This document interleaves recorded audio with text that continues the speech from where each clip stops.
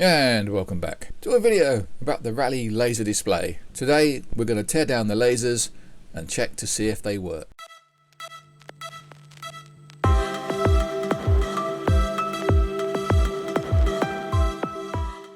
Just thought I'd do the disassembly speeded up and maybe a little bit of elevator music in the background.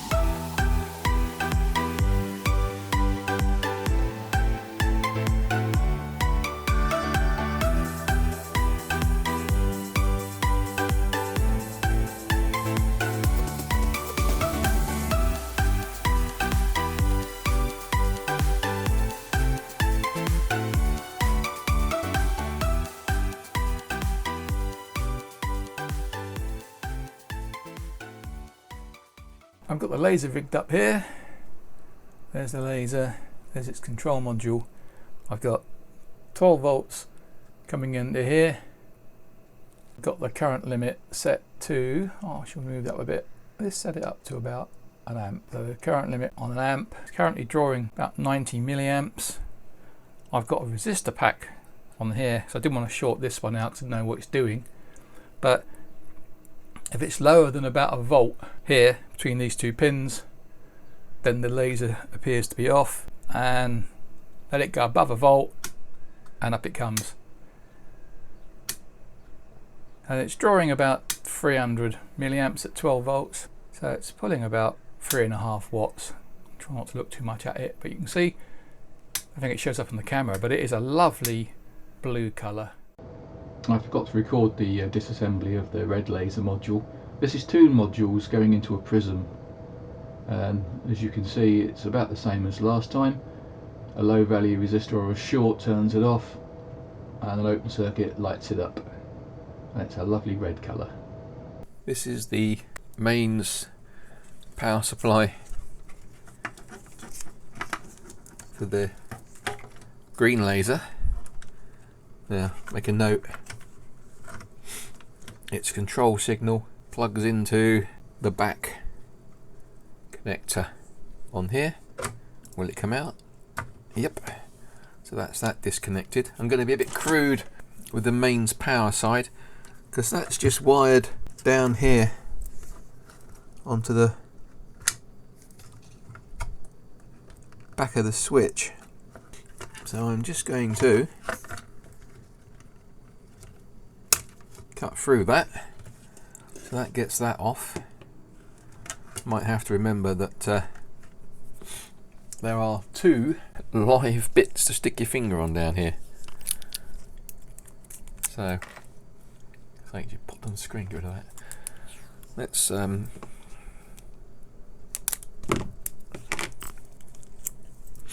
got a bit of a cold. Just stick that on there.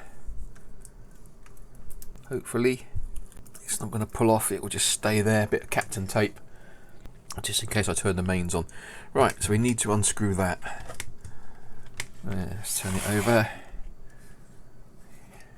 You don't really want to look on the other side. Looks like a mud pie's hit it. So over there. I think it's those two screws there. So hopefully now I can lift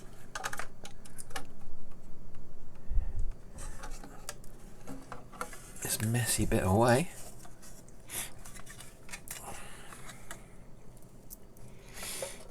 what I don't want to risk is damaging any more of these. You can see that, whoops, you can see that it's pretty much bent, so I don't want to risk too much more damage to it. Let's put it down out of the way. That's what we want to look at, is on here.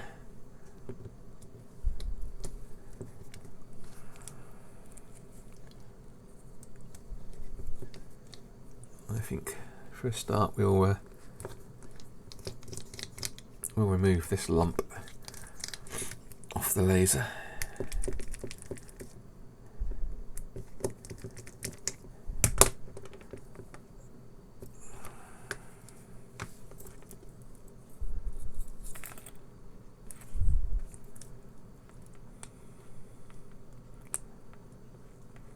They seem to like insulating the laser body from the heat sinks.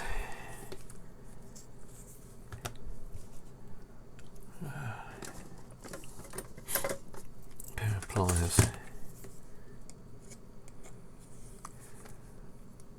Oop. So that's shut off. So there is some insulating material there. So they obviously want to keep the I can't breathe.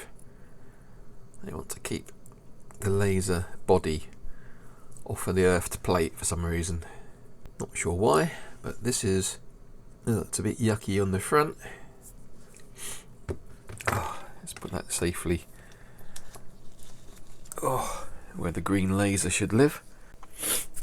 It's dusty as well. And now we can have a look at this. Let's bring this down a bit. So this is 532 nanometers, a G80-22V. It's a bit grotty around the end. I might have to run a cotton bud or something. But the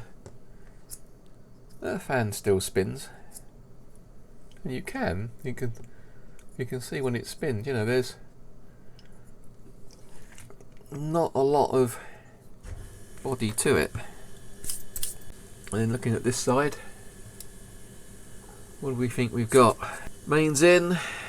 We've got common mode choke by the look of it. Diode bridge down there. Looking at this, the capacitor tops all look pretty good. Looks like there could be a fuse in line.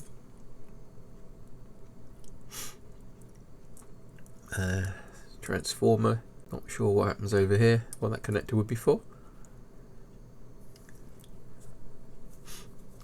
And we have the drive signal that turns it on and off. But we seem to have quite a load of connections going to the laser. What are they marked? Oh.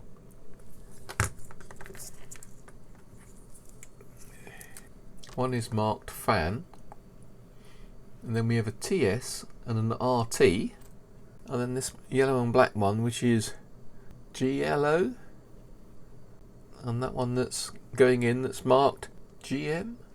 So I'm not sure why it has to have so many wires feeding it, and this one is, I don't know what they are. So your guess is as good as mine. RT-TS has got a plus and a minus on it, so that's the fan, and the control signal one has a plus and a minus on it as well. So not quite sure how we're going to power this up. Start, I want to make sure that these aren't connected to anything. It's quite a reasonable, oh, what am I doing? You can't see anything, can you? Jeez, I have to cut all that out. That was obviously made in 31st of the 12th, 2008. Last day of the year. Interesting one. That's New Year's Eve, isn't it? Who the hell was working on New Year's Eve? Model L12U4-D. So, need to get some mains on it.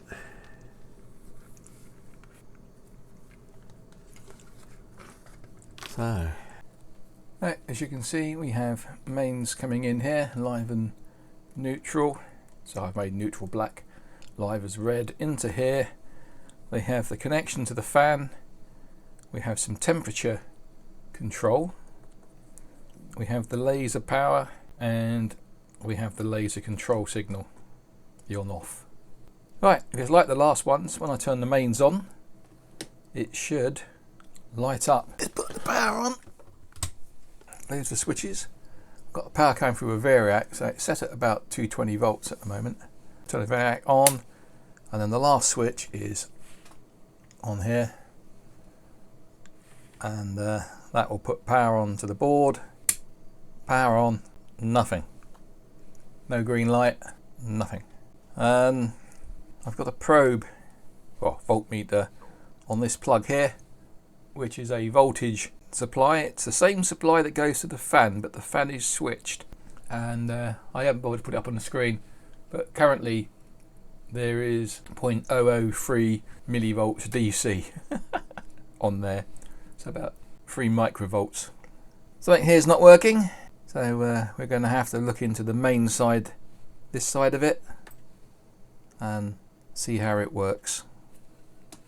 Right, now I should turn it off and let it discharge for a while. So far the blue lasers worked fine, the red lasers have worked fine, the green laser hasn't worked. Do we know if the green laser will fire at all? It says on there -220V. Now I thought that meant 220 volts. Foolish me. But on the low side of this power supply there are no capacitors greater than 25 volts, so there cannot be a 220 volt signal for it. So we'll pull it out, and what we'll do is we'll find something that will connect into it. And will that go in? Yep. And we'll put some power in, and we'll start. I think the yellow and black is negative, yellow is positive, and I'm not sure if we'll see it. I'll put that there because it might light up green if the green light shines on it. We'll put power supply down to 0. It's currently limited to 0.5 amp at the moment anyway.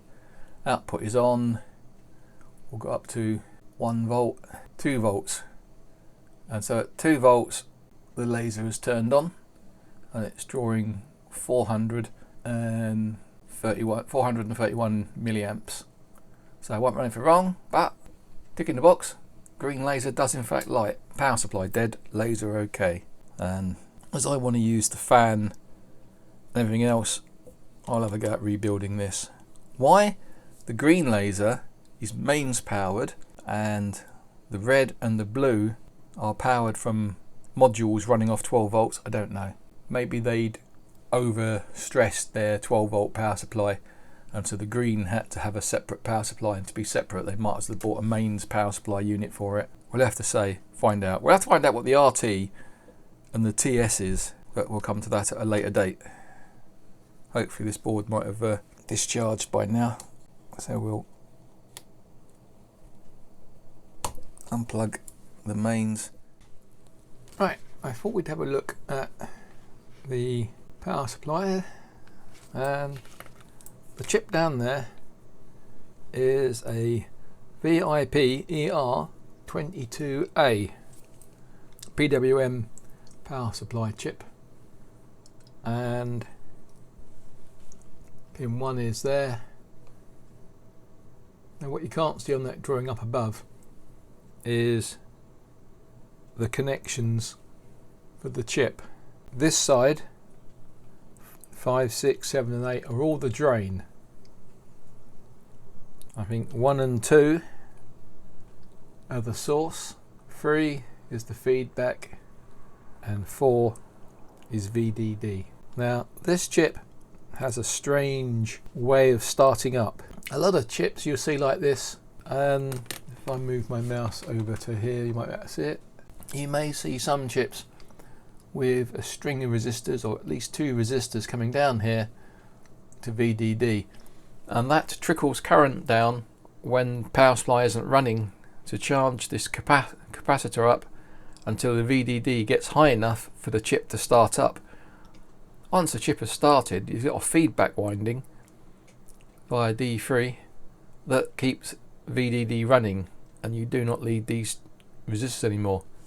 Well, this circuit has got a trick on its sleeve. When it first turns on, it can detect that VDD is low, and it turns on a high voltage current source, and the current source trickles current from the drain down into VDD to charge the capacitor up. And when that capacitor gets above a certain voltage, I think it's either between 8 and 14, it detects that the voltage is high enough, it switches that constant current supply off, and it starts the circuit running. If it fails to start and that voltage drops, then it goes through the cycle again. The little constant current circuit is switched back on, the capacitor charges back up.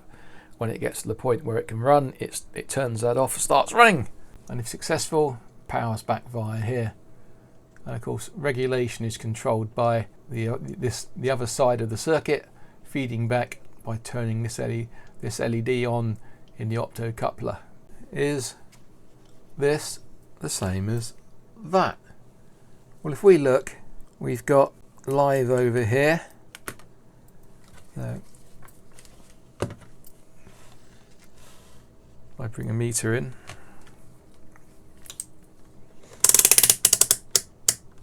put it onto continuity, and we'll go on to live, and we'll see the first thing that live goes to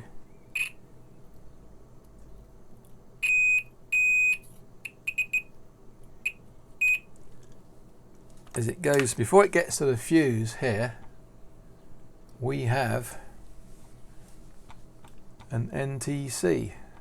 But what we have got is we have got an NTC to limit the inrush current in front of the fuse. And so we've got an NTC there. We have a capacitor, we have an inline choke, we have the choke, we have 4 diodes feeding this capacitor, but in this circuit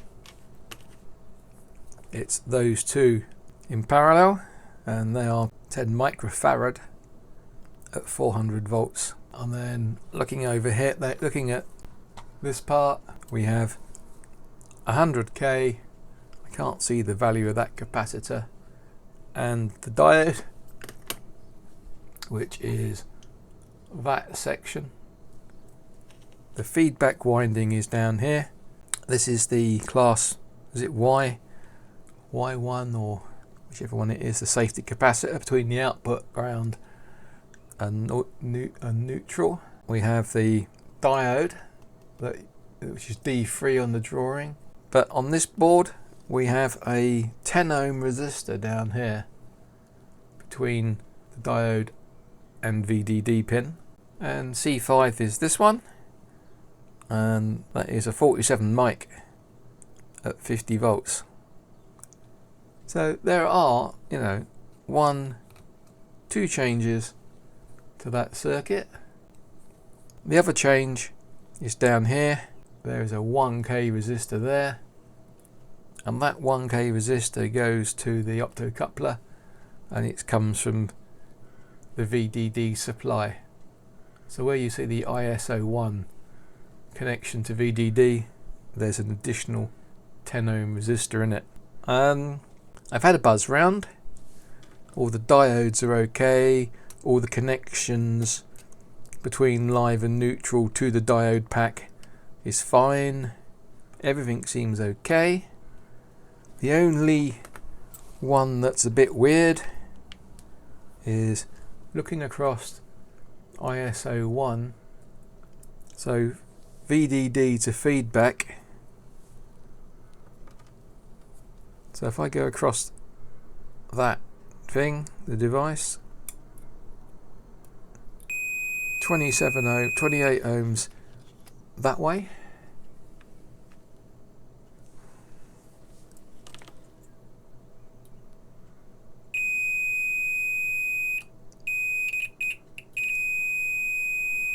$18 or so ohms in that direction, which to me would say that that device, which is that one there, is faulty. So I think I'm going to go and remove that and have a closer look. So we'll turn the iron on. I'll get rid of the PDF, we don't want to see that. Leave that out of the way.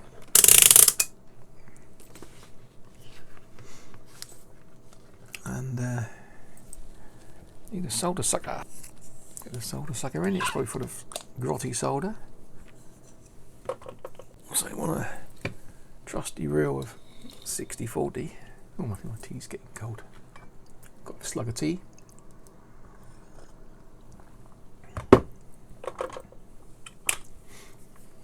Iron's heating up.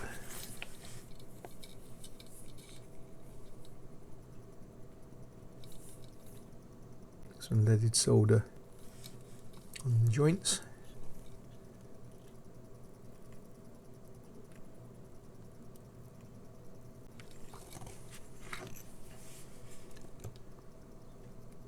Get a nice bit of heat in there.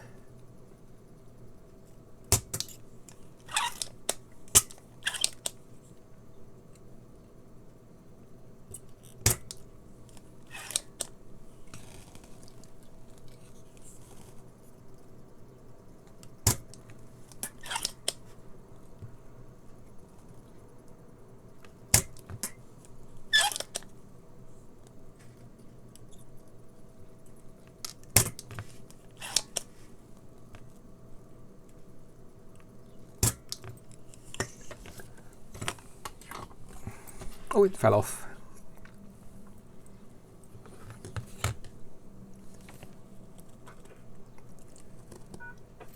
So, we can have a look at it. B1031. Well, I haven't been able to find much information on that. But what's going to be across its windings? Well, its windings. What's going to be across the transistor now it's out? Nothing. So maybe that is just what's on the circuit. It can't be. Nothing across there. Ah, wrong side. Let's get rid of these silly bits of wire.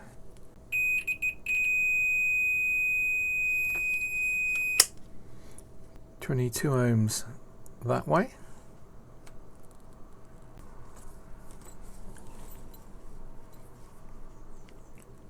Right, let's measure.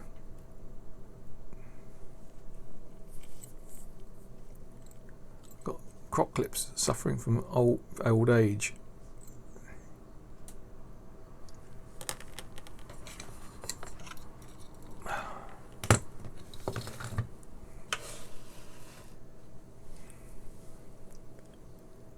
So in that direction we have 22 ohms.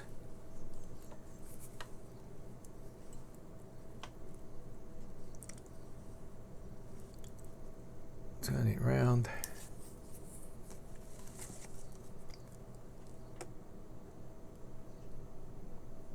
.22 ohms. And what we could do, I'm going to turn the power supply on. Limit it, you won't be able to see all this, I'm going to limit it at 10 milliamps. I'm going to connect it onto here randomly. You can't see what I'm doing, can you? Right, I'm going to connect this up to the diode, and you can see it's kind of trying to work. And there's 1.2 volts across the diode at 10 milliamps, and you can see it's trying to work. I think the output transistor is shot, so I think that's about as far as I can go until I come up with a replacement for one of them. And you know what one of them is? One of them is a working version. Yeah, so what's one of them? Well, that is a dead one. Ah, got your legs in the air. I don't know, old joke. Well, I can't find any information on the dead one. But I've managed to find a K1010 optocoupler. So the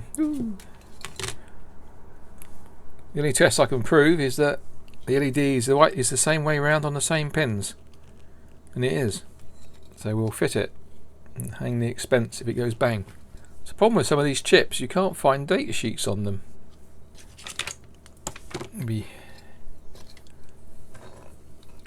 interesting to see what happens. So solder it back in.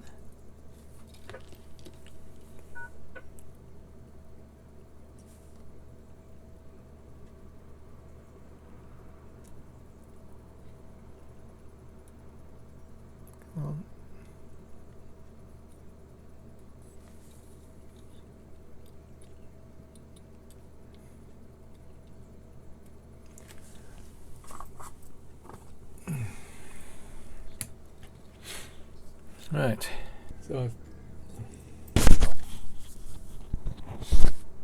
I've plugged the thing back in, but I've moved this lead, the control lead, from there to here because that's a socket with power on it, so that I can connect the voltmeter to it on the off chance that if I turn it on,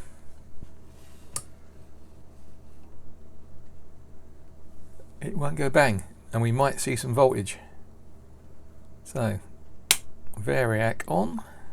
I'm going to lean away from it, and nothing, a big fat nothing. Oh, hang on. Wow, 14 volts. We have life. So that makes me wonder what voltage we will see on the laser and the laser connection.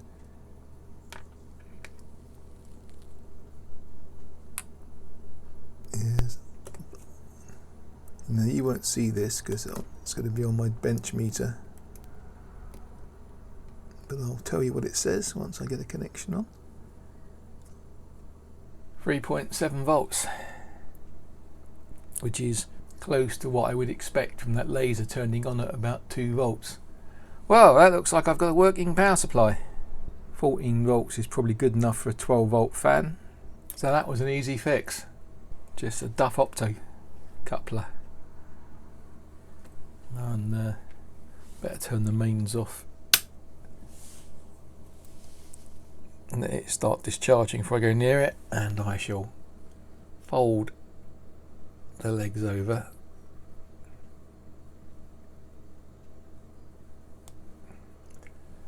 I shall hang on to it because until I can find the data sheet, I'm not sure if I'll really want to run the laser. So I'll stick it in the plastic. I just stuck it in a plastic bag. And I'll make a comment on that at some point and keep it with the laser stuff. B1031 opto laser green PSU. So I'll stick that with the laser junk. Alright, do I risk connecting the laser to it, seeing what happens? Why not? Doesn't only cost me a £5. There's the laser over here. So there's the laser. It goes in that way. This big 4-pin one goes in there. The fan goes in there. Make sure there's zoom out, do I? To the messy bench. And I'm only going to do a brief firing. I shall just keep that there because I don't want to damage my eyesight, so I'm not going to look with my eyes anyway. Here we go, lasering away. I didn't hear the fan going around. Oh, maybe it didn't get hot enough. The fan has got a switch, and there is one of these red wires I've took the back off and I haven't shown anyone, but one of these red and black wires goes to a thermocouple, not a thermocouple, a thermistor, stuck down in here, just poked into the airflow, and the other red and black wire goes to a white lump that is sat on between the fan and diode. I couldn't work out what it does. It's just a white ceramic lump. I did make a comment somewhere on bits of paper that it could be a heater, but I would say that's quite successfully a nice green laser.